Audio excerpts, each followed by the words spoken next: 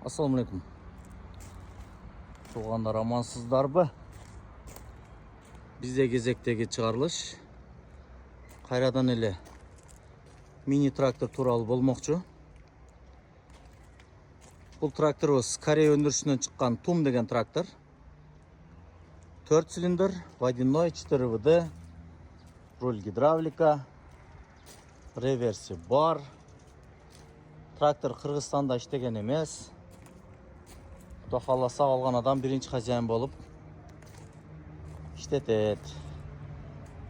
Тракторда майсулар толық қаралған.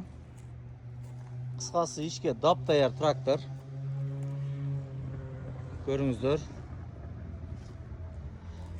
Кімге жаққан болса келіңіздер. Біздің Дарек Ош шары. Жапалақ Уна базары.